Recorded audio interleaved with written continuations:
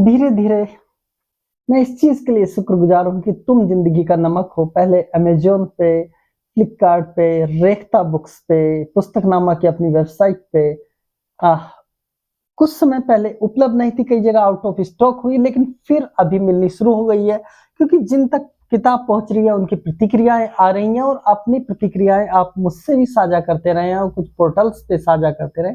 अच्छा लगेगा, as a writer मुझे अच्छा लगेगा और मैं शुक्रगुजार रहूंगा। और मैं ये भी कहना चाहता था कि इन कहानियों को लिखने की भी एक आंतरिक यात्रा है।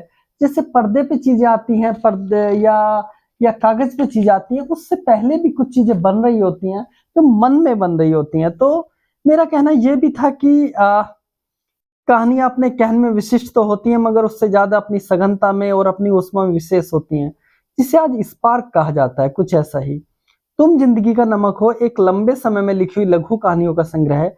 लंबे समय में लिखे जाने का अभिप्राय यह है, ये कहानियां लिखे जाने से पहले मन में पकी हैं और हर चीज जो एक सुदीर्घ काल में रची जाती है जरूरी नहीं वह बेहतरीन हो, मगर कुछ चीजों को सब्र चाहिए होता है असर होने के लिए, एक उम्र चाहिए होती है।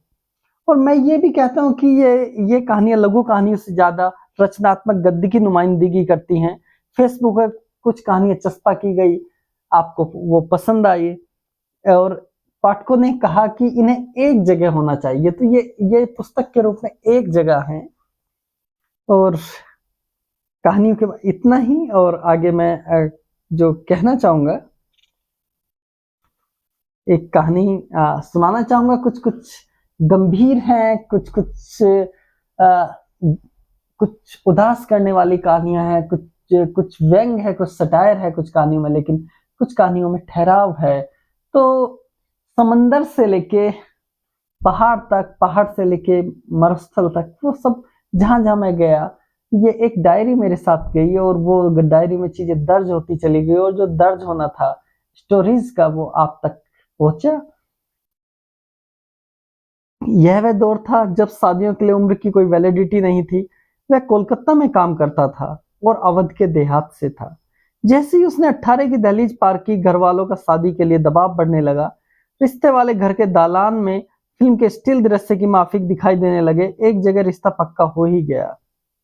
दुल्हन की उम्र 13 साल। लोगों ने कहा भी बच्ची है, मत करो अभी शादी। मगर बात चली तो शादी पर ही ठहरी। उसे भी घर बुला लिया गया। शादी हुई, दुल्हन घर आई। दुल्हन के लिए यह दुनिया नई थी। वह तो अपने गांव के मेले ठेले में 2-4 बार घूमी थी। उसे ये मेला सा ही लगा। शादी में होने वाली रस्में उसे खेल लगी। नए कपड़ों का चाव इस कोलाहल पर भारी पड़ा। शादी निपटी, दुल्हन घर आई। घर के किसी भी कोने में उसे नाराज बैठे देखा जा सकता था। शादी के बाद का समय बीता। अब नए नवेले दूल्हे ने दुल्हन को कलकत्ता ले जाने की इच्छा जताई। लोगों ने समझाया गोने के बाद ले जाना, मगर दुल्हा नहीं माना तो नहीं माना।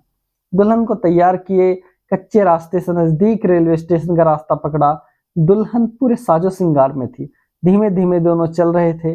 तभी उसे गांव की पगडंडी दिखाई दी। एक बुजुर्ग मिले जिन्होंने दूल्हे से पूछा, मेहमान कहाँ ले जा रहे हो इसे? दूल्हे ने सकुचाते हुए कहा, बाबा कोलकाता। अरे गांव में ही रहने दो, कहाँ इतनी दूर लाम पर लेके जाओगे? दुल्हन पहले ही रोते रोते बेहाल थी। जैसे ही सहारा मिला रोते हुए बोली, हम न जाए लाम पे। इतना कहा और फराटेदार अपने घर की ओर रेस लगा दी। दूल्हा सर पर बंदूक रखकर दौड़ तो सकता नहीं था। नौकरी के लिए कलकत्ता जाना ही था। अब उसके पास कोई चॉइस नहीं थी। गांव भर में वह लाम पर न जाने वाली लड़की के रूप में मशहूर हो गई। पर उसका सोचना अलहदा है। मुस्कुराकर कहती है, जिंदगी बच गई। जिस रिश्ते की हमें समझ ही नहीं थी उसे कैसे ओढ़ सकते थे आप, कैसे ओढ़ सकते थे हम। तो ये कहानी है। तो ऐसे ही बहुत सारी कहानियां हैं और आप इन कहानियों के साथ रहेंगे। अमेजोन पे किताब है, फ्लिपकार्ट पे किताब है और पुस्तकनामा पे किताब है। उसके साथ साथ रेख्ता पे किताब है। कहा जा रहा है कि रेख्ता की डिलीवरी थोड़ी धीमी है।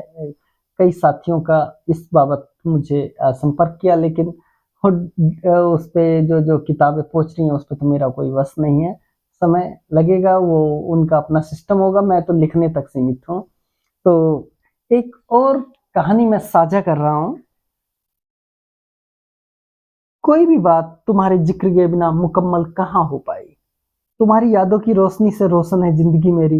पता है जब तुम उदास होते थे तो कौन सी नज्म बार बार सुनते थे, इतनी ज्यादा बार, जब तक टेप रिकॉर्डर कैसेट को चबा ना ले। हाँ, तुम इसे कत्ल करना कहते थे। टेप रिकॉर्डर ने कैसेट का कत्ल कर दिया, फिर कहीं से जुगाड़ कर चला देते थे। दिल ढूंढता है फिर वही फुर्सत के रात दिन। तुम तो अपनी जिंदगी में रच बस गए, मैं सड़क की लैंप पोस्ट बनकर बस खड़ी रह गई।